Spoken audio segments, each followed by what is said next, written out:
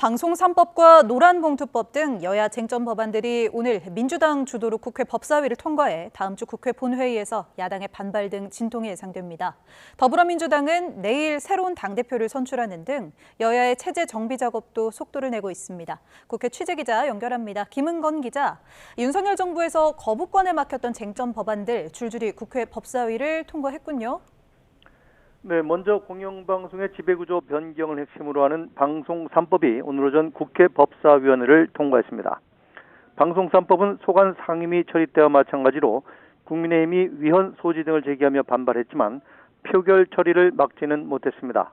특히 민주당 소속의 이춘석 법사위원장이 추가 토론을 중단하고 표결을 강행하면서 고성이 오가기도 했습니다. 당시 법사위 상황 잠시 보시겠습니다. 이 방송법 토론 준비하려고 몇 시간을 준비를 했어요. 그 몇 시간 준비한 것이 토론 한 번도 못 해보고 끝내면은 도대체 국회의원은 왜 하는 겁니까? 이 서운하심이 있을 수 있지만 절차적으로 국회법을 준수했기 때문에 문제가 없을 거라고 판결을 두고. 네, 국회 법사위는 또 노동조합법 개정안, 이른바 노란봉투법과 2차 상법 개정안도 통과시켰습니다.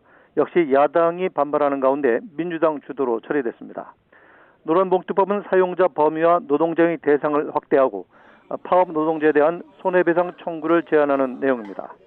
상법 개정안은 자산 2조 원 이상 상장사의 집중 투표제를 의무화하고 감사위원 분리 선출을 확대하는 내용입니다.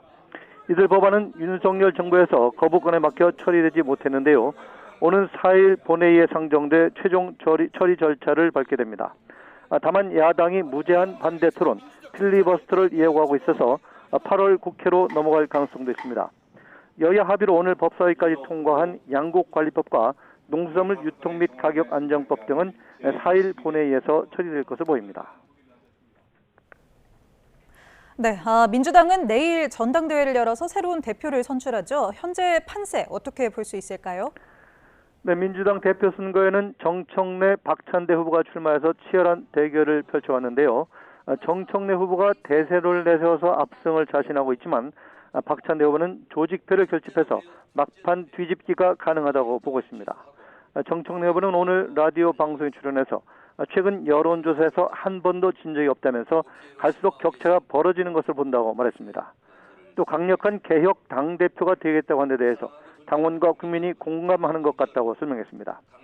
반면 박찬대 후보는 오늘도 인천에서 당원 간담회를 여는 등 막판 지지세 결집에 주력하고 있습니다.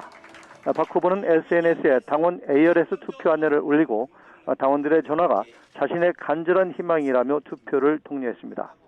두 후보 진영은 특히 전당대회 당일 이뤄지는 대의원 투표가 승부에 큰 영향을 미칠 수 있다고 보고 이들의 표심을 잡는 데 힘을 쏟고 있습니다. 네, 이어서 국민의힘도 살펴보겠습니다. 오는 22일 전당대회를 치르는데 이제 예비 경선에 나설 후보들이 결정됐죠? 네, 어제 당대표 후보 등록 마감 결과 김문수 전 고용노동부 장관과 안철수 의원, 장동혁, 조경태, 주진우 의원 등 모두 5명이 신청을 했습니다. 4명을 뽑는 최고위원 선거에는 신동욱, 최수진 의원을 포함해서 15명이 후보로 등록했는데요. 국민의힘은 오늘 자격 심사를 거쳐 당대표 후보는 5명 그대로, 그리고 최고위원 후보는 4명을 탈락시키고 11명으로 확정했습니다.